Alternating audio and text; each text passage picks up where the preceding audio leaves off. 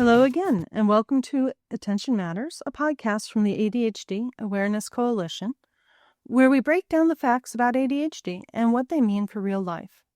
In our latest episode, we hear from Lindsay Ryan, a registered psychotherapist in Ontario, Canada, on what it's like to receive a diagnosis of ADHD, either in young adulthood or as an adult. She shares her story and the perspective of other adults diagnosed with ADHD. Hey everybody, my name is Lindsay Ryan and I am a registered psychotherapist in Ontario, Canada. I am late diagnosed with ADHD myself, and I work primarily with a client base that also has ADHD and has been diagnosed later in life as well.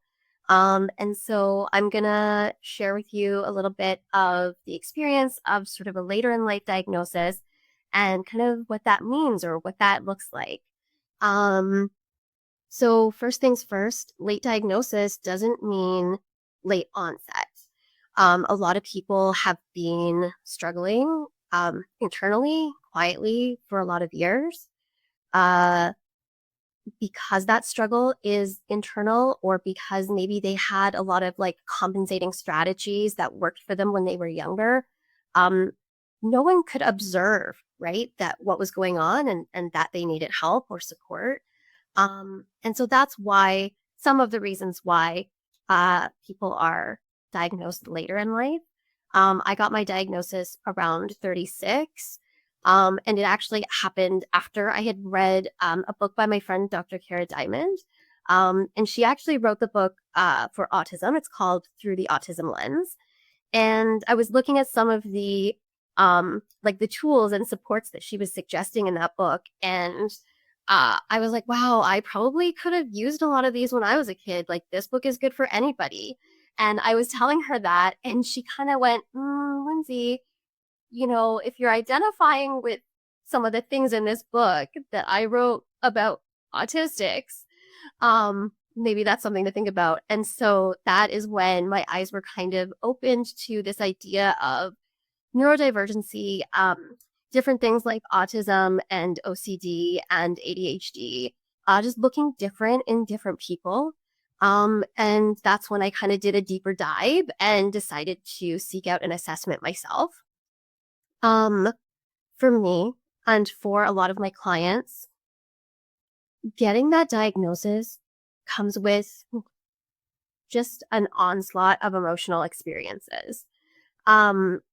In the beginning, there's a lot of validation and there's a lot of relief, because this is when, we've told our story, we've usually like unearthed a whole bunch of stuff from our past and handed it over to professionals who've gone through and kind of said, yeah, I see you. I see the struggle behind the sort of veneer and facade that you have curated and created for yourself. And then there's relief because now there's help, right? A lot of the times, now that you know what's going on, you can seek proper like medical care, or you can seek out tools that might work better for your brain.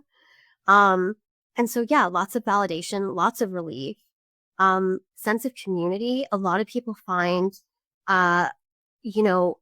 kinship with a lot of content that's created online in social media platforms.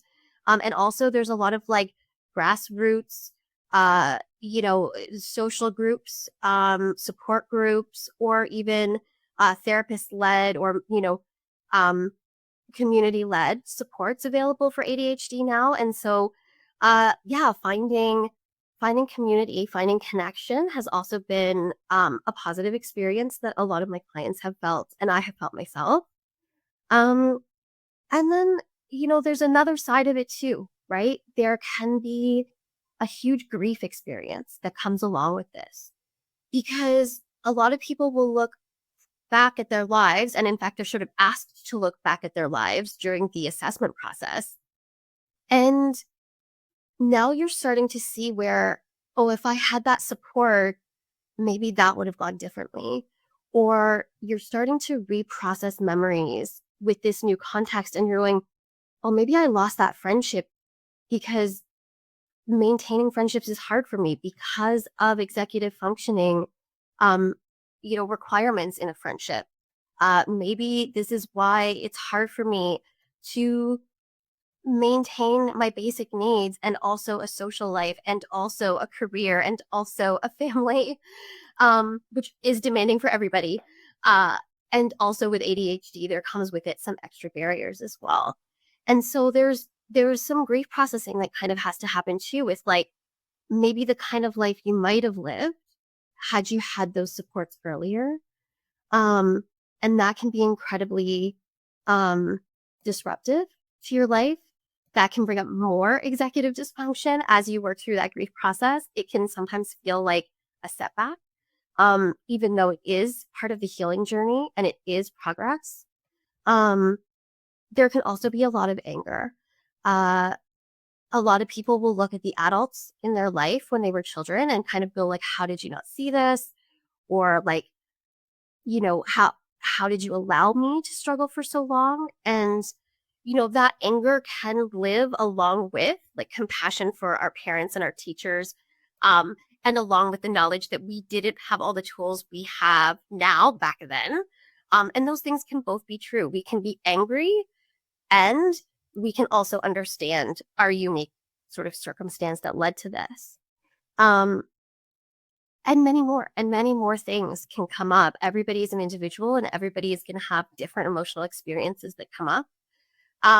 Sometimes there is a little bit of a withdrawal that happens as you sort of start to reprocess this in your life. Sometimes it can bring up additional tension in our primary attachment relationships, whoever we're living with, because all of a sudden now we want to start unmasking. We want to start to like meet ourselves with a little bit more kindness. And that might mean not over functioning and not living up in our stress response and our, high adrenaline rushes to get things done. We might want to feel a little bit more ease. And that means that the other people around us, might need to take up more slack or pick up the burden. Or if they can't, that also comes with a host of other complications. So it is an incredibly difficult journey, even though it is amazing. And it's, for me, my entire life burst open because I was able to live more authentically and live more freely and live in a way that I wanted to. All of a sudden, I can figure out how to get to the gym when I want to. I can figure out how to do my painting when I want to. And I can find those tools that work for me, that work for my unique brain and not against it. If anybody's going through the early stages of assessment or diagnosis, my recommendation for you is, slow, meet yourself with kindness and self-compassion, and find your community. Congratulations on first steps, and welcome to the ADHD Club. It is great here, actually, and there are lots of supports for you if you just like look around. Okay. Bye. Thank you, Lindsay, for your insights on this valuable information on adult ADHD. You, our listeners, can find more information on adult ADHD at adhdawarenessmonth.org by typing adults in the search bar at the top of the page. You can also read the experiences of individuals who received their own diagnosis in adulthood at adhdawarenessmonth.org/categories/stories. Attention Matters is a production of the ADHD Awareness Coalition. ADDA, the Attention Deficit Disorder Association, ACO, ADHD Coaches Organization, and CHADD, Children and Adults with ADHD, working together to inform, empower, and inspire the ADHD community worldwide.